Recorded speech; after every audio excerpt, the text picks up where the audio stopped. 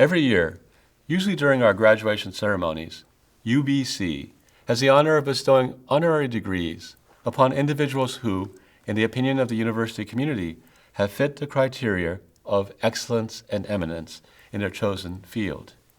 Shashi Assanand exemplifies these characteristics, and it is our pleasure to grant her an honorary degree. For more than 30 years, Shashi Assanand has been a visionary pioneer in anti-violence and immigrant settlement and support throughout the Lower Mainland. She is best known for her work as the founder and executive director of the Vancouver and Lower Mainland Multicultural Family Support Service Society. The society is founded upon her compassionate vision for a free and confidential service that provides trauma-informed and culturally responsive support to immigrant, refugee, and visible minority women, children, and families who face domestic violence. Since its inception in 1991, the Society has provided counseling and support to over 43,000 immigrant and refugee women and children experiencing family violence. She has played numerous other pivotal roles with the same objectives in mind. These include participating in numerous advisory bodies, committees, panels, community boards, and government agencies at provincial and national levels. Her work also includes research projects, ensuring the voices of immigrant women are heard in developing policies and programs that affect the vulnerable among them, all the while creating equal access to all and advancing an egalitarian society. She's been recognized with numerous awards and honors, highlighted by the 2002 Queen's Golden Jubilee Medal, a YWCA Women of Distinction Award in 2014, and the Order of British Columbia in 2020. In recognition of her inspirational efforts to make British Columbia a model for Canada and the world for anti-violence and immigrant settlement, we are pleased to confer the degree Doctor of Laws, honoris causa, upon Shashi Assanand.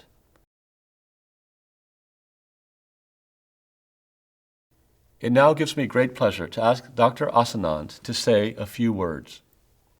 Mr. Chancellor, Mr. President, and the invited guests.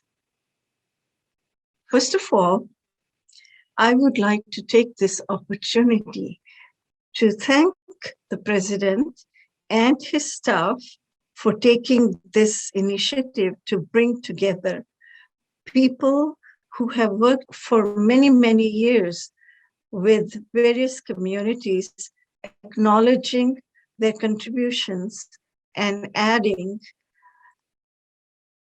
their experience to the academic education of the students of the prestigious institutions such as UBC. I feel this is such a privilege and an honor to be able to be part of this celebration. I would like to congratulate you, the students of the class of 2021, for the completion of your program.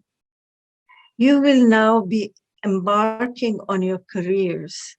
I know that when you put your integrity, sincerity, and your focus on whatever you take on, there is nothing but success and satisfaction. Well, let me share my story with you. I'm a refugee from Uganda. In 1972, there was an exodus, and all the non-Africans were asked to leave in 3 months' time. Our assets and bank accounts were frozen. We had businesses and properties which we had to leave as they were and walk away. We knew that we would have to start from the scratch wherever we would go. We went to England. That is my husband, me, and my two children, 4 and 2.5, very, very little children. Fortunately, they have done very well. My son is a chartered accountant, and my daughter is a social psychologist. They are both graduates of UBC. After completing her term as an associate dean, my daughter is now back in the Department of Psychology and is teaching. When we were in England, I was settling down quite well in London.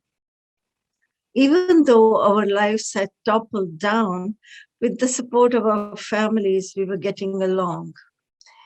My sister, who was stateless when we were leaving Uganda, was accepted by the Canadian authorities, and she came to Vancouver.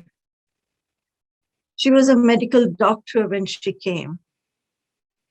She joined UBC to get her specialization in psychiatry and worked as a psychiatrist for many, many years. In 1974, my husband decided to visit Canada. In 15 days, he came back and said that we should go to Canada because it is a country of immigrants and we won't feel different. I liked the suggestion and I agreed. We applied for immigration and were accepted by Canada. We then came to Vancouver. My reason for telling you my story is because I want to tell you that there is always hope. In 1975, I found a job, which was called an organization that was called Immigrant Services Center. It was later called OASIS. Most of the work included was to bridge the gap between the immigrant communities, mainly South Asians, and the host community. I worked there for 16 years.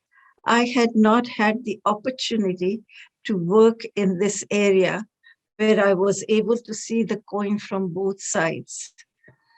I would not have understood the point of views of the host community and as well as the immigrant community. As we know, the demographics of Canada are changing constantly. We accept refugees, resulting in not too long a future, the number of visible minorities will become the mainstream. This was confirmed by Stats Canada at a conference I attended in Ottawa. They stated that not only the number of visible minorities will be higher, but the religion most practiced would be Islam. Like many situations, these can change as well. In 1998, the city of Vancouver, and then called Ministry of Social Services, were concerned that there were so many resources for domestic violence, but immigrant women were not taking advantage of these resources. As a result, they invited proposals. As the president of the Immigrant and Visible Minority Women of BC, an organization made of volunteer women who advocated for the services and support of these women, saying that women, especially who did not speak English and lacked the knowledge of resources, did not know how to access the services. Keeping this in mind, I wrote a proposal which was accepted. In the interview, one of the interesting questions they asked me was, why was I proposing multicultural organization? Why not ethno-specific, and why not mainstream? My response to that question was that an ethno-specific would become a ghetto. And by joining the mainstream organization, we would merge in the same models they had established. It was quite obvious that they had not succeeded in getting immigrant women to utilize their services in spite of the fact that they had been providing services for so many years. I wanted to make sure that immigrant women find a model of service that would suit their needs. They accepted our proposal. I then registered the organization as Vancouver and Lower Mainland Multicultural Family Support Services Society. I know it's a mouthful, and we call it VLMFSS. This allowed us to receive the funding. After receiving the funding, I started working as the executive director. The idea was to have a board with one woman from each culture. This would ensure that there is a balance when they are making decisions. And I would, with the help of the board, hire staff from different cultures so they would bring the perspective of their culture and the language. Of course, all the staff received thorough training in domestic violence. We were very fortunate. As soon as we started, different funders called me offering funding for programs they wanted to implement and reach out to immigrant families. This gave me an opportunity to hire workers speaking the language that we did not have. Eventually, we were able to offer services in more than 20 languages. We received funding from Ministry of Social Services, Ministry of Education, Legal Aid, Ministry of Multiculturalism, Canadian Heritage Multicultural Department. This is the Federal Ministry of Multicultural Canada.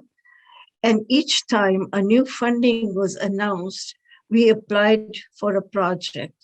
We were also able to hire a volunteer coordinator who provided leadership training to women living violent relationship and finding their way into single lives. We knew that it just was not going to have an office, but that we needed to reach out to communities and to the professionals. We did workshops and trainings with professionals to have them understand the needs of women that they are working with. We did workshops with various communities and invited speakers who spoke their languages. Then we had radio and television shows in 11 different languages. This was in collaboration with the People's Law School.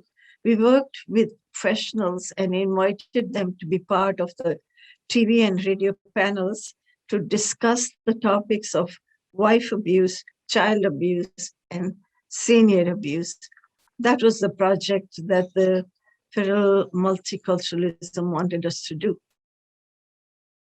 The purpose was to generate discussion and dialogue with various communities. The communities would hear this information from many professionals working in the field, so that rather than treating these topics as taboos, they would understand and find it easier to talk about, and also find solutions that would meet their needs.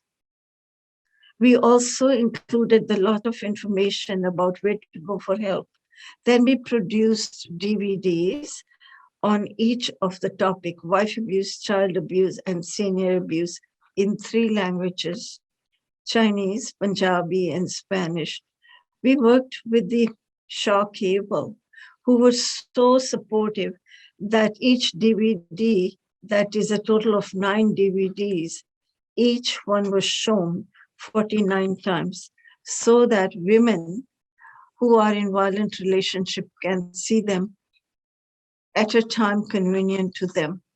These DVDs are now being utilized for workshops to educate communities and generate dialogue.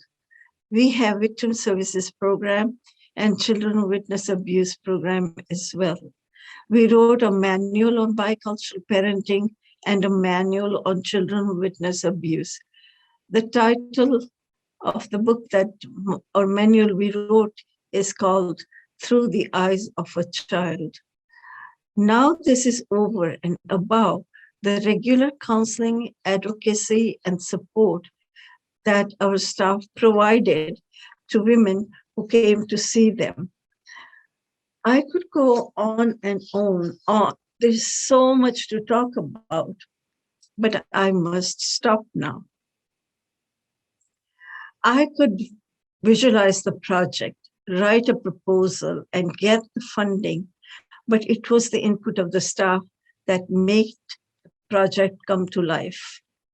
It was because of the effort of the team approach. I worked with VLMFSS for 27 years. During that time, we served 43,500 women and children, according to the statistics that we collected. The organization is still doing very well under the leadership of the new executive director, Maria Wynn. The number of women seeking services has increased due to pandemic. In spite of this, we are only able to scratch the surface. Once again, I would like to wish you the best of whatever you undertake and do and have success and satisfaction. Thank you.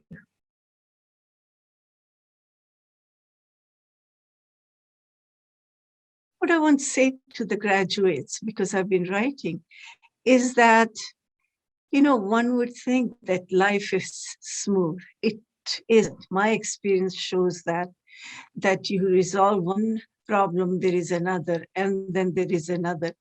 But the excitement of seeing that problems can be resolved gives you tremendous satisfaction. So I want to say to the students that whatever they do, if they do with integrity, sincerity, and with their focus on whatever they take on, I see nothing but success and satisfaction.